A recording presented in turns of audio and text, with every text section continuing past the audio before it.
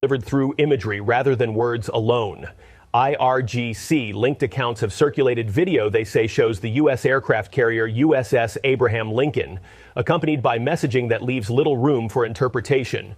The authenticity and timing of the footage cannot be independently verified, but Iranian messaging frames the release as a demonstration of capability and a warning to Washington that Iranian forces know where American naval assets are positioned. IRGC-aligned messaging shared the line, "There is no benefit to hiding," according to posts circulating online.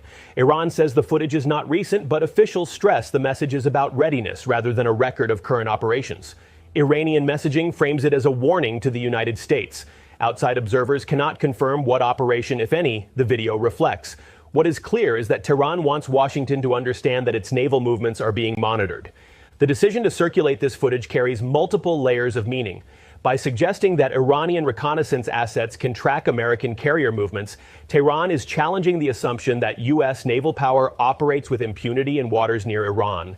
The message suggests that the element of surprise, often considered essential to military operations, may not be available to American forces if conflict erupts. Iranian officials stress that the video is about readiness rather than documentation of recent operations. The distinction is important. Tehran is not claiming to have conducted a surveillance mission against the Abraham Lincoln in recent days. Instead, Iranian messaging demonstrates that the capability to monitor American naval movements exists, and by implication, that such vessels could be targeted if necessary. The footage serves as both deterrent and warning, though its actual operational significance remains unclear to outside observers. Media outlets aligned with the IRGC have described scenarios in which Iranian forces could strike American carriers using advanced missile systems and drone swarms. Military analysts note that such claims involve significant propaganda elements, but the underlying message about Iranian intentions is clear. Tehran wants Washington to understand that attacking Iran would come with costs that extend to America's most valued naval assets, regardless of how realistic specific scenarios may be. On Saturday, the head of Iran's Revolutionary Guard Corps ground forces escalated the rhetoric further. IRGC Commander General Mohammad Pakpour said the force is more ready than ever, finger on the trigger.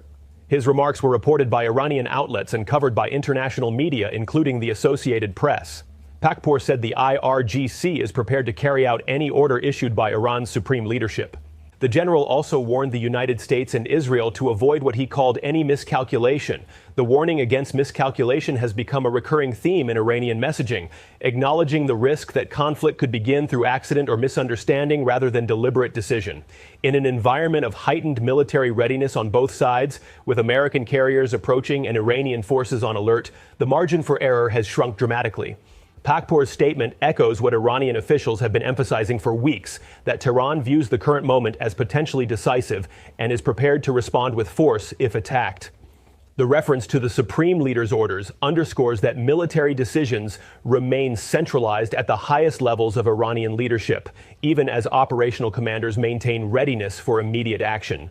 As tensions spike to their highest level in years, reports have emerged about extraordinary precautions being taken by Iran's supreme leader. According to Iran International, citing two sources it describes as informed, Supreme Leader Ayatollah Ali Khamenei has relocated to a heavily fortified underground shelter in Tehran. The complex is described as a wartime facility with interconnected tunnels designed to withstand potential attacks. This claim cannot be independently verified. Iran International also reports that Khamenei's third son, Masoud Khamenei, has assumed day-to-day management of the Supreme Leader's office, acting as the main channel of communication with Iran's executive leadership. This claim likewise cannot be independently verified, though if accurate, it would represent a significant development in Iranian governance structures during a moment of extreme crisis. The reported decision to move to a bunker facility would reflect Iranian assessments of the threat level posed by American military deployments. While Washington has not publicly announced intentions to strike Iranian leadership, the positioning of carrier strike groups and additional air assets creates capabilities that Tehran cannot ignore. Iranian military planners must assume that American forces could be used for strikes against a wide range of targets, including command and control facilities. The reported elevation of Masoud Khamenei to an operational role in the Supreme Leader's office would represent a notable development if accurate. As the reported main channel of communication with Iran's executive leadership, the younger Khamenei would occupy a position of considerable influence at a moment of extreme crisis. The arrangement, according to Iran International's sources, ensures that decisions can be communicated and implemented even if the supreme leader's direct accessibility is limited by security considerations. The reports have generated speculation about succession planning within the Iranian system, though officials have not addressed such questions publicly. What Iran International's reporting suggests is that the Iranian leadership may be taking steps to ensure governmental continuity under scenarios that include potential American military action.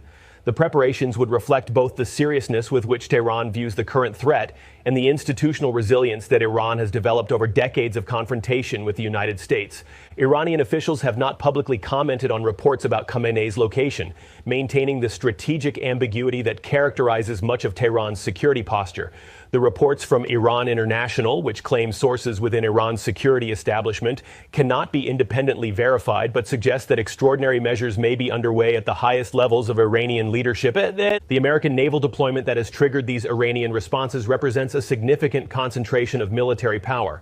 U.S. President Donald Trump said a powerful American naval armada is heading toward the Middle East. Speaking aboard Air Force One, Trump said the deployment was being made just in case he decides to act against Iran. The conditional nature of the statement leaves open multiple possibilities while maintaining pressure on Tehran. U.S. officials said the aircraft carrier USS Abraham Lincoln and multiple guided missile destroyers will arrive in the region in the coming days, without detailing specific routes or current positions. The carrier strike group brings substantial offensive capabilities, including aircraft capable of conducting strikes and cruise missiles that can target fixed installations. Additional air defense systems are also reportedly being repositioned, likely to protect U.S. and allied air bases from potential Iranian retaliation. The defensive preparations suggest that American military planners are accounting for the possibility that any strikes against Iran would trigger responses targeting American facilities throughout the region. The dual nature of the deployment, offensive capability combined with defensive preparations, reflects the complex calculations involved in potential military action. Britain has entered the military picture as well. The UK has announced it will deploy RAF Eurofighter Typhoon jets to Qatar following a request from Doha. The deployment adds another NATO ally's military assets to the regional buildup, though British officials have emphasized that the positioning is precautionary rather than preparatory for specific operations. The British deployment reflects the interconnected nature of Western military presence in the Middle East. Qatar hosts significant American military facilities, and the addition of British air assets increases the defensive and potentially offensive capabilities available in the region. The coordination between American and British forces demonstrates the alliance structures that would likely come into play if conflict erupted. For Iran, the British deployment represents another element in what Tehran characterizes as Western military encirclement. Iranian officials have long argued that the concentration of American and allied forces in the Persian Gulf region constitutes a threat to Iranian sovereignty, regardless of how Western capitals characterize their intentions. The addition of British jets to the regional mix reinforces Iranian perceptions of coordinated Western pressure. Amid the military buildup, Iranian officials have issued warnings that leave no room for ambiguity about how Tehran would respond to attack. A senior Iranian official told Reuters that any attack on Iran would be treated as all-out war, warning that Tehran would respond in the hardest way possible. The statement rejects the terminology of limited strikes or surgical operations that American officials have sometimes used to describe military action.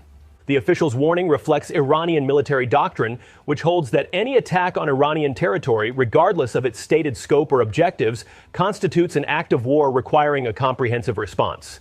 Tehran has consistently rejected the notion that the United States could conduct limited operations against Iranian facilities without triggering broader conflict. From Iran's perspective, there is no such thing as a limited war against a sovereign nation, and the warning also serves deterrent purposes. By making clear that any attack will trigger maximum response, Iran hopes to raise the costs Washington must consider before ordering military action. The calculus of risk and reward shifts if American planners must account for not just immediate Iranian retaliation, but a broader regional conflict involving Iran's network of allied forces throughout the Middle East. Iranian officials and IRGC messaging have warned that U.S. naval assets could be targeted if war breaks out. Iran points to allied groups like the Houthis, who have threatened and attacked shipping and warned that U.S. ships could be targeted. Tehran characterizes these operations as demonstrating what its network of regional allies can accomplish against Western military power, though the actual capabilities involved remain subject to debate among military analysts. The reference to Houthi operations serves multiple purposes. It reminds Washington that conflict with Iran would not be limited to direct exchanges between American and Iranian forces, but would involve a broader regional network. It also suggests that Iran has observed how relatively modest asymmetric forces can impose costs on superior conventional militaries, lessons that may inform Tehran's own military planning. Houthi operations have demonstrated vulnerabilities in maritime security, forcing significant expenditures of defensive munitions and creating risks that have affected commercial shipping throughout the region. Iran's citation of these operations suggests that similar tactics, drone swarms, anti-ship missiles, and coordinated attacks from multiple directions could feature in any conflict with the United States, though the actual effectiveness of such tactics against carrier strike groups remains uncertain. The external standoff comes against the backdrop of deepening unrest inside Iran. Weeks of protests sparked by economic hardship and a sharp collapse of the Iranian rial have spread nationwide since late December. The demonstrations represent the most significant internal challenge to Iranian authorities in years, creating a situation where Tehran faces pressure on both foreign and domestic fronts simultaneously. Authorities responded to the protests with a sweeping security crackdown and what activists describe as the longest and most extensive internet shutdown in Iran's history. The communications blackout was designed to prevent coordination among protesters and to limit the flow of information about events inside Iran to the outside world. The restrictions have made independent verification of events extremely difficult. The convergence of internal unrest and external military threat creates a particularly dangerous moment. Iranian leaders must manage domestic challenges while preparing for potential foreign attack, a combination that could influence decision-making in unpredictable ways. Some analysts suggest that external pressure could rally Iranians around their government. Others argue that it could accelerate internal fragmentation. The uncertainty adds another layer of risk to an already volatile situation. The human cost of the crackdown has been severe, according to multiple sources monitoring the situation. Death toll estimates vary significantly depending on the source. Iranian officials have cited approximately 5,000 deaths, while the U.S.-based human rights activist news agency, known as HRANA, has reported a lower verified figure with additional cases under review. The communications restrictions inside Iran have made independent verification of any figures challenging. Reports also indicate that tens of thousands of people have been arrested during the crackdown. Iranian authorities have not provided comprehensive figures, and the discrepancy between official Iranian accounts and human rights organization reports reflects the contested nature of information during crisis situations. Addressing an emergency session of the UN Human Rights Council in Geneva, UN High Commissioner Volker Turk said thousands, including children, had been killed. Turk urged Iran to end what he called brutal repression, calling for a moratorium on the death penalty and raising concerns about forced confessions and summary trials.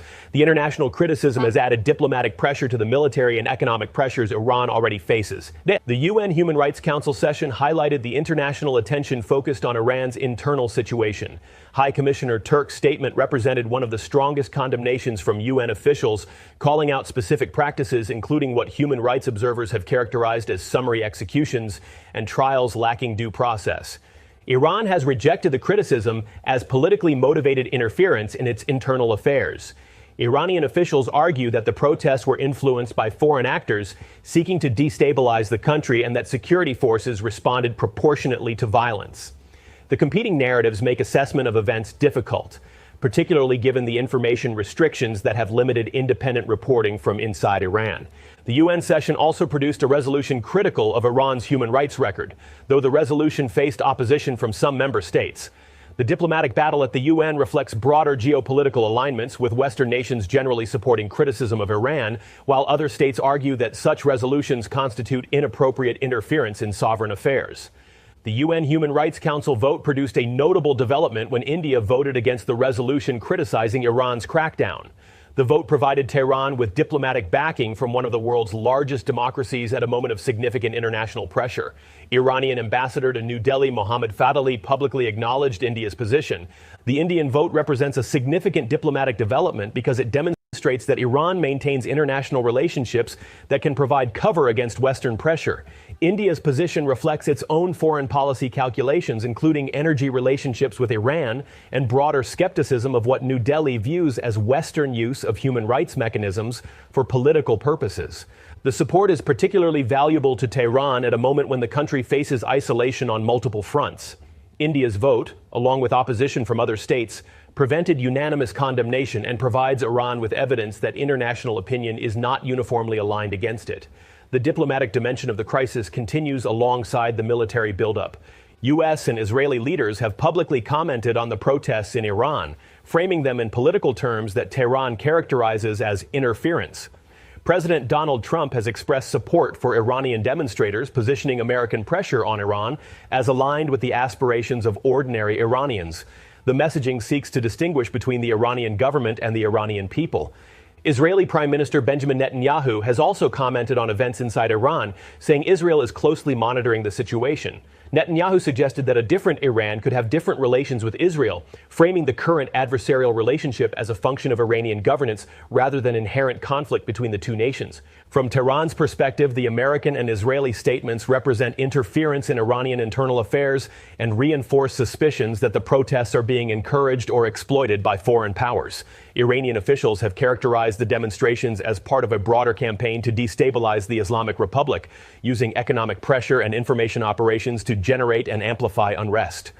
Iranian officials have framed the current crisis as coordinated pressure on their country involving military threats, economic warfare, and political destabilization. An Iranian ambassador accused Washington and Israel of fueling political instability inside Iran, characterizing the protests as the internal dimension of a broader campaign to weaken the Islamic Republic. The framing reflects Tehran's understanding of its strategic position. From this perspective, American sanctions constitute economic warfare designed to impoverish ordinary Iranians and generate discontent. Military deployments represent the threat of violence if economic pressure fails to achieve American objectives, and Western commentary on protests represents attempts to exploit internal grievances for geopolitical purposes. This interpretation shapes how Iranian leaders view their options. If the country is under coordinated pressure from multiple directions, the response must be equally comprehensive. The military warnings, the security response to protests, and the diplomatic efforts to maintain international relationships all represent elements of what Tehran views as a defensive strategy against foreign pressure. The crisis extends beyond the bilateral U.S.-Iran relationship to affect the entire region. Gulf states that host American military facilities face particularly difficult calculations. Saudi Arabia, the United Arab Emirates, Qatar, and other countries must balance their security relationships with Washington against the risk that their territories could become targets in any U.S.-Iran conflict. Iran has previously warned regional states against allowing their territory to be used for American attacks, a message that carries implicit concerns about retaliation. For smaller Gulf states, the prospect of becoming involved in a conflict between larger powers represents a significant concern that shapes their diplomatic positioning and military preparations. The British deployment to Qatar illustrates how regional states navigate these pressures. Qatar's request for additional defensive capabilities suggests concern about potential threats, while the presence of British rather than additional American forces may represent an attempt to maintain some distance from direct U.S.-Iran confrontation. The calculations are complex and the stakes significant for countries positioned between competing powers. With American forces approaching, Iranian messaging displaying carrier footage, and warnings growing sharper by the day, the standoff has entered what observers describe as a dangerous phase. The message from Tehran leaves little room for misunderstanding and even less room for error. Both sides have committed to responses that could rapidly escalate any initial exchange into broader conflict. The risk of miscalculation looms over the entire situation. In environments of heightened military readiness, actions intended as defensive can appear offensive to the other side. A reconnaissance mission could be interpreted as preparation for attack. A defensive deployment could trigger preemptive action. The compressed timeframes of modern military operations leave little opportunity for clarification before decisions must be made. Iranian officials have repeatedly warned against miscalculation, suggesting awareness of these risks even as they maintain their own high alert status. The warnings serve both to deter American action and to establish that any conflict would result from American decisions rather than Iranian provocation. The narrative positioning matters for international opinion and potential post-conflict assessments. Despite the military buildup and harsh rhetoric, diplomatic channels between Tehran and Washington have not been entirely severed. Both sides have indicated that they prefer negotiated solutions to military conflict, even as they prepare for worst-case scenarios. The question is whether diplomatic engagement can produce results before military dynamics take on a momentum of their own. The obstacles to diplomatic resolution are substantial. The nuclear issue, sanctions relief, regional security concerns, and now the internal situation in Iran all complicate any potential negotiations. Neither side appears willing to make significant concessions, and the mutual distrust accumulated over decades limits what either believes possible through diplomacy. International actors have urged restraint and offered to facilitate dialogue, but their influence is limited when the principal parties remain committed to their positions. The crisis will ultimately be resolved, or not, through direct engagement between Washington and Tehran, or through the military confrontation that both claim to want to avoid, but for which both are actively preparing. What is unfolding is not just military brinksmanship, but a crisis converging on multiple fronts: threats abroad and unrest at home. The Iranian leadership must simultaneously manage external military pressure, internal protests, economic difficulties, and international diplomatic challenges. The convergence of these issues creates a situation more complex and potentially more dangerous than any single crisis would present alone. For Iranian leaders, the multiple pressures may interact in unpredictable ways. External threats could rally domestic support, or they could accelerate internal fragmentation. Economic hardship drives protests, but military conflict would likely worsen economic conditions. The interconnections among these factors make outcomes difficult to predict and planning challenging for all parties. The international community watches with concern as the situation develops. A U.S.-Iran military conflict would have consequences extending far beyond the immediate parties, affecting oil markets, regional stability, and global security arrangements. The stakes justify the intense diplomatic efforts underway, even as military preparations continue and the risk of conflict remains elevated. The Middle East stands at a critical juncture. This is no longer just a diplomatic crisis. It is a convergence of military positioning, internal unrest, and international pressure unfolding in real time. IRGC-linked accounts have circulated footage they say shows American carriers. Reports suggest Iran's supreme leader may have taken shelter underground. American warships continue their approach, and warnings from both sides grow sharper by the day. The coming days will determine whether this crisis follows the pattern of previous tensions, escalation followed eventually by de-escalation, or whether it represents something fundamentally different. The explicit nature of Iranian warnings, the scale of American military deployment, and the internal situation in Iran all suggest that this moment carries risks beyond what previous confrontations have presented. For the people of the region, and indeed for the global community that would feel the effects of any conflict, the hope is that deterrence holds and that diplomatic